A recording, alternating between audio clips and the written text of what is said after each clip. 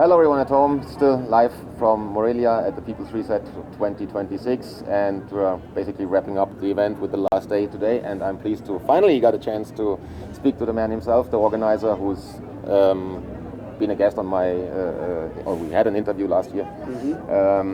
He's a musician, activist, organizer, author, and whatnot. It's a ton of things. So my first question is, I have an approach to time management, but what's your formula, what's your secret of getting things done on time? Because you are most likely the only person that I know that does as much things as I do in German. And my approach is very German. But what's your secret for getting things done, like your memoirs just now? Yeah, thanks for having me, brother. It's interesting because I've been asked that a lot this last week, and really, I don't have any specific secret other than discipline, self-discipline, doing things even if I want to be distracted and watching YouTube videos, just doing it because I like the feeling of accomplishing things. I like being able to present a book or a documentary, and even though in the middle stages I might be like, oh my God, this is so overwhelming, I'm annoyed.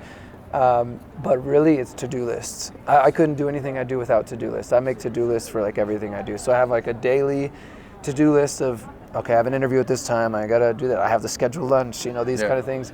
But then bigger to-do list of, to-do list for the Pyramid of Power, to-do list to finish this book, to-do list for my land, whatever different projects I have ongoing. I just try to break it down by that and make sure that every day I'm at least getting something done to move it a little bit, each of them a little bit forward. And sometimes I might just only focus on the book on one day, and just because I need to do that. But if I have a lot going on, like with the People's Reset and everything else, we're sending out emails for the People's Reset for a couple hours, writing for a couple hours, doing that, working on music. That's really how I get things done, because otherwise my brain is too scattered. I have so much going on that I can't focus it. But once I use to-do lists, and then that self-discipline to just get it done. And there must be a point, at least for me at some point, 2 a.m. at night, and I'm still on my essay. There's kind of a burnout point, or there's a peak level of energy that you can expect to deliver something still that makes sense. And then how do you deal with that?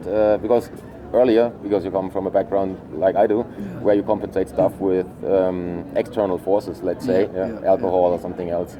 How you do cope with that nowadays? What do you do? Sports, or is it? Well, I try not to stay up till 2 a.m. anymore. I don't always succeed, because whenever my relationship I'm in now, when she first met me, I was doing that every day till 3 a.m. just like grinding, and she's going to bed. I'm like, I gotta keep going.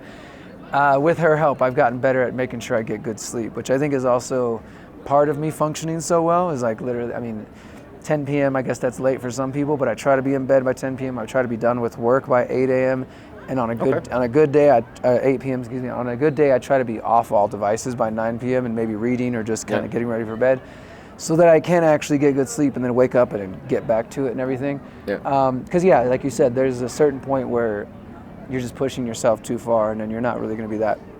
Whatever you're producing is not going to be quality anyways after a while. So I try to balance sleep. I love biking. Biking is one of my biggest meditations. So whenever I'm trying to just get out, especially here in Morelia, the weather is pretty much year round pretty good, and so whenever I'm super busy and I need to really break, I just go out on my bike for a couple hours. Cool. Because some people try to overcompensate with sports, which then also ends up being unhealthy at some point.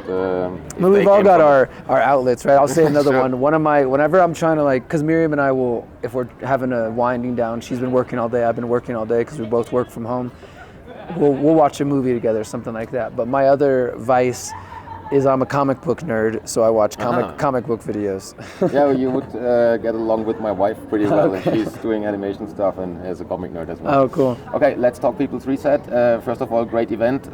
Much respect for the organizational skills here, and the team is obviously amazing with all the live stream and the different performances, concerts at night. It's a huge event. If you haven't been here, you should be next year. Come next year. Definitely, it's worth traveling from Europe as well. Quick questions.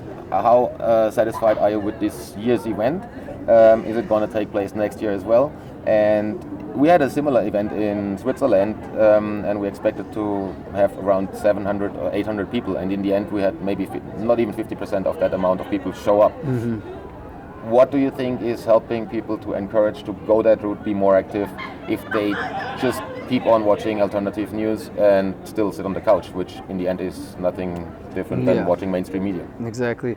So as far as the event, I've had nothing but positive comments. People who've come, because one of the ways an event's growing or successful is, are people coming back? People are coming back, Definitely. So that's a good sign. I've heard that, And we're getting new people, so that's another good sign. And the people who've come back before and been to previous years, including after last night's concert, have all told me this has been the best year. And we heard that last year too, so I guess we're headed in a good direction. And so that means, yes, we will be doing it again next year, and winter 2027 we'll be back here. And I invite everybody from Germany to come, and elsewhere. We want as many, we did one in the UK a couple of years ago. We do have some ideas of maybe doing other things in parts of Europe too as well.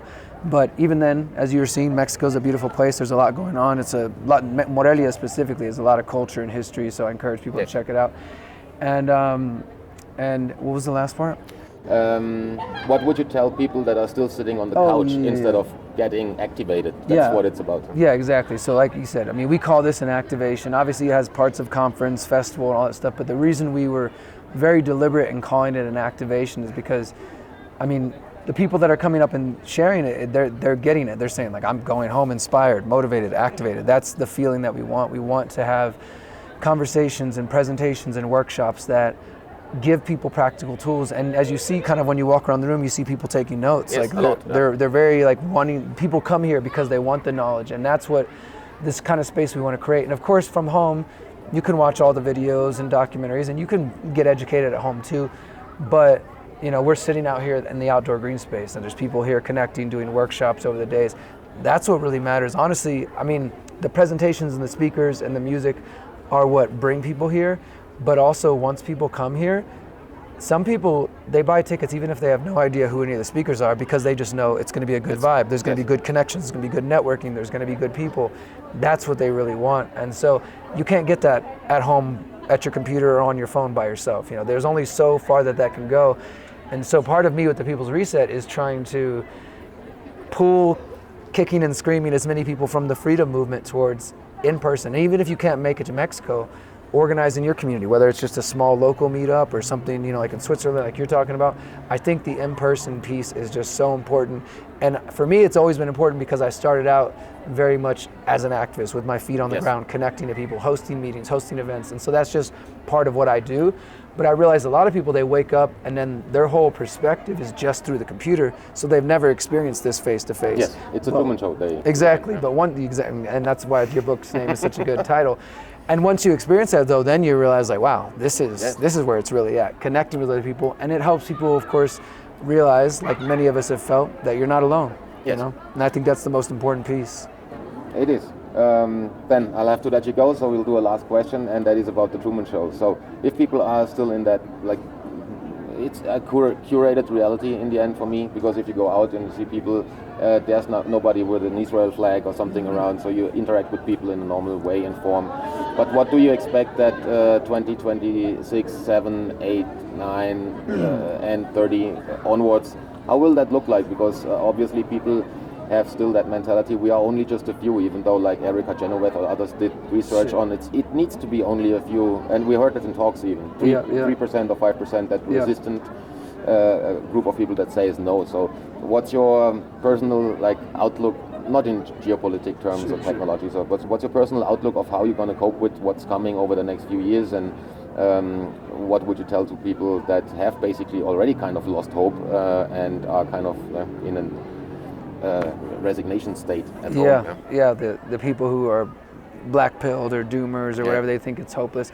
Well, for one, I understand why people might feel that way with everything going on in the world, and at times I struggle with that myself. But again, I would say if you're feeling that way, this is even more reason why you need to come in person, because you can get that reignition of that hope. And as far as the outlook, we know the way the outside world's going. We talk about that all the time. We understand that. In terms of what we're doing with this event and this movement, we're very aware, because obviously what happens externally does impact this. If Mexico implements digital IDs, or if people can't travel without digital IDs, then probably the attendance will shrink, because most people in our audience, hopefully they won't do that to get here. We wouldn't want them to, So if that meant the event shrinks because they're sticking by their principles, then great. But really the hope is for us, I only have a vision to take this event to 2030 because it has a very specific purpose. We started in 2020 at the beginning of COVID, the Great Reset. It was the greater reset. Now it's the people's reset. It's like, okay, you know, we were reacting to them, but now it's about us. What are we going to do for our future? What kind of future are we building? So my hope is that as we go towards 2030 and we're doing this event, that every year people are coming back, and they're not just coming back just to have a party and, you know, have a good time, but that they're listening and then they're implementing these things in their lives, and they're coming back next year and saying, I'm growing my own food now, or I got off big tech, or I'm whatever the solutions they want to focus on. We build a community. Exactly, and that's the whole point. And so that as we move closer to 2030, you know, like you said, it doesn't take the entire world to shift and to change things, but maybe through our collective energy, we shift it in that way, and then the event's not necessary anymore. Yeah. And we just get together and have a good time, you know? Which we are going to have now, and I'll have to let Derrick go because he's the man of all. I gotta go do something, I'm sure.